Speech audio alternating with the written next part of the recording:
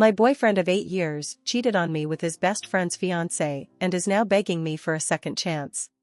Background: I met my boyfriend in college when we had a class together. He was struggling cause of his party lifestyle, but me, being a studious introvert, was thriving. He begged me to help him and I relented eventually. I hated his guts, but, for some reason, he made me fall in love with him. He was such an open book too, and waited patiently for me. I didn't let him kiss me till 4 months into dating and didn't sleep with him till our 1-year anniversary.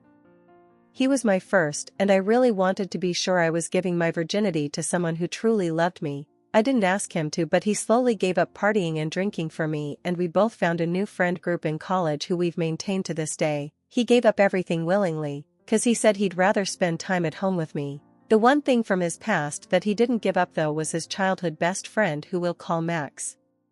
Max always hated me. I think he blames me that he sees my BF only a few times a month and that he isn't fun anymore. He also openly questions our relationship in front of both of us and says stuff like "you'll come to your senses eventually" when talking to my BF. I told him I wasn't comfortable, so since then, he never let Max around me, but they still hung out and I really didn't mind 'cause I trusted him.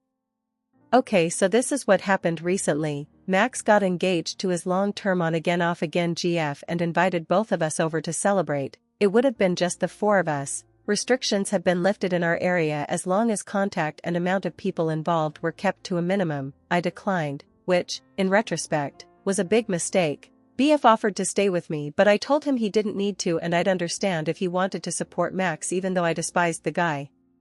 Again, this was a mistake in retrospect. The next morning BF came home crying. We are living together. He was still clearly hungover, so I bathed him and put him to bed. When he woke up a few hours later, he told me everything. Apparently, he got really drunk at the party. Max's fiance, who I guess I'll call Homewrecker or HM, was very flirty with him the whole night and helped him when he passed out.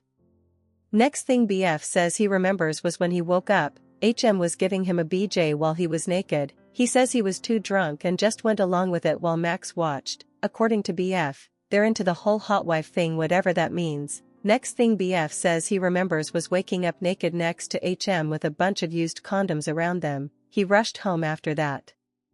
My heart is breaking right now, guys, and I really don't know what to do. He's been begging me for a second chance, even showing me he blocked Max and HM on everything. He promised never to contact them again. He also swears to not drink when I'm not around anymore and that he'd keep his phone unlocked and I can look through it whenever I wanted, no questions asked.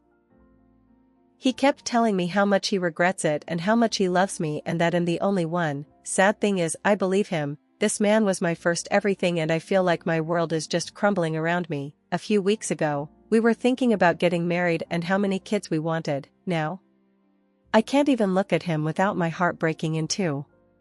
This all happened a few days ago and I barely left the room. He's giving me space, but he's also doing the little things that makes me fall for him again. He keeps the house clean. He's been cooking me the food I like and leaving short love notes beside it on the dinner table. I'm lost right now. I so desperately want to forgive him, but every time I look at him, I can't shake off the image of him being with another woman. I know I was never his first, but he kept promising me I was going to be his last and he broke it. Despite everything though, deep down I still love him. Guys, I don't know where to go from here. I'm crying just typing this out, but I don't have anyone to talk to about this. Usually, when problems this big come up in my life, he's the one I turn to for help. I love him, but I don't know if I can trust him anymore. What should I do? Will couples counseling help? Should I just cut my losses and end it? He seems very remorseful and he did confess to the whole thing immediately after. Should I give him a chance? Sorry for the long rant. I'm just lost right now. First of all, I'd like to say thank you for those who gave me really solid advice in my last post. A lot has happened in the last few days. Sorry I haven't been replying to any of you. I just didn't think I was in the right headspace to actually hold a meaningful conversation. Rest assured I did read all of your replies, even the really mean ones. So where do I begin? Well, I think some of you would be delighted to know that he left me for not being supportive. Sucks to be me, I guess. I guess you guys were right. I am a sucky girlfriend. He's now off to be with his brand new supportive GF. Nah, just kidding, but some of you would have wanted that to happen, right? So hey Race, what really happened? After reading some of your comments, I started to see things from a different perspective. I never really thought of it as anything other than cheating. and it didn't help that when he came home to me that morning he claimed to have cheated on me, and I guess my mind just started going to a dark place where logic goes out of the window. It's definitely not an excuse, but I really wasn't in the right mindset after he said he cheated. I guess it was after the realization that this man would never willingly hurt me is when all the anger and pain of being cheated on was washed away. I couldn't really bring myself to talk to him at first. He was on the couch blankly staring at whatever was on TV. He looked empty. I sat beside him and told him I had no intentions of breaking up. Well, he came to life almost instantly, and before I knew it, his arms were wrapped around me. He was shaking and I could tell he was crying. I was too. Remember when I said I felt my world was crumbling around me? Well, for the first time in what seemed like forever, I could feel it starting to fall back into place. I didn't realize how much a simple embrace can be so calming. Everything was starting to feel right again. Then we talked. He apologized again for cheating, and when I told him I didn't think he cheated, he had a puzzled look on his face. I asked him if he gave consent and he said no. I tried to explain. I guess he still doesn't realize that he was actually taken advantage of. He said the first thing that came to mind after what happened was that he cheated and was so afraid of losing me.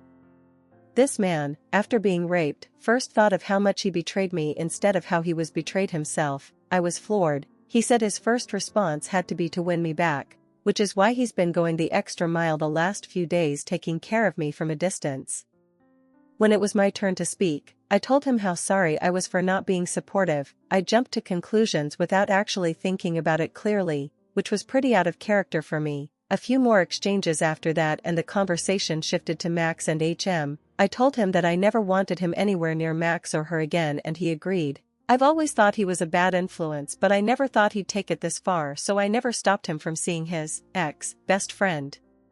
He showed me his phone, which didn't have a lock anymore. He said he blocked both of them on everything but wanted to keep the open phone policy. He said it's so I can be sure he isn't back in touch with Max. I urged him to file a police report, but he was against it. He said that even if he was raped, he couldn't bring himself to do it.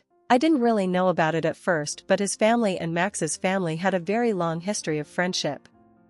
Their moms were college best friends and their dads worked together. Not only were the two of them close, even their families were close. I thought they were just neighbors, but it was more than that. I didn't know, cause every time I visit his family, the topic was never brought up, and I haven't really met any of Max's family except for his little sister who came by to play with BF's little brother. He said he didn't want to ruin decades of friendship and would be content with just going NC with Max. He's getting tested later today, and I hope that bitch didn't give my man anything. I'm also pretty confident my BF didn't get HM pregnant, cause Max absolutely hates children, so I'd imagine HM would be on BC given how many dudes she sleeps with. BF and I came to the conclusion that Max most likely set the whole thing up to break us apart so he can have his best friend back. They used to be partners in crime after all. When it came to parties and picking up women, I would like to point out that I did not force him to change. He himself chose to do so, but I know he did it for me, which just makes me fall in love with him even more. When we first met, he was still the playboy party animal he was, but he told me after hanging out with me for a few weeks that he didn't really feel like sleeping around anymore. I didn't really believe him at first. Obviously, I've also noticed that a few people were bashing me for making him wait 1 year for sex. I'm sorry. I just have different views. I believe that sex is for people who love each other.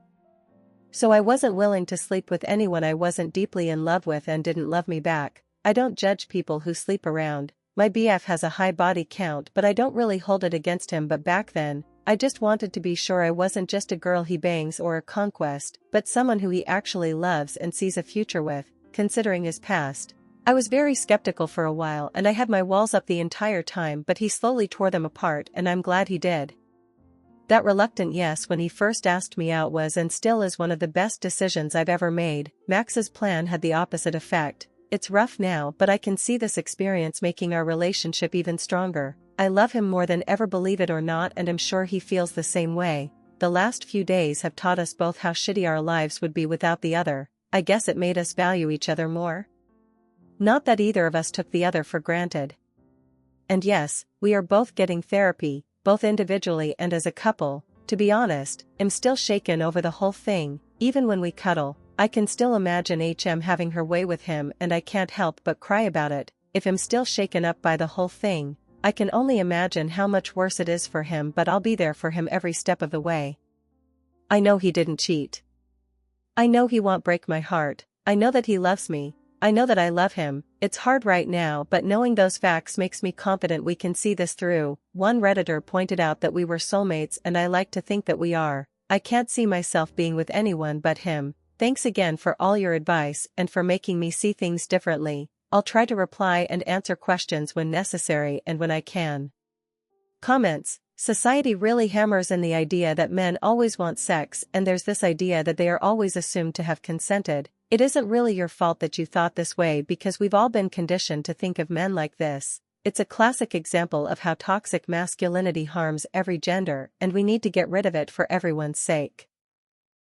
It'll probably be hard for your BF to accept that he was assaulted, and I would strongly recommend he get counseling. It's so good for so many reasons. I've always liked the truism that says something like your first thought is how you taught, but your second thought is who you really are. Your first thought was cheating, so was your BF's. Because society trained us all that way. Your second thought was love and support, because that's who you really are.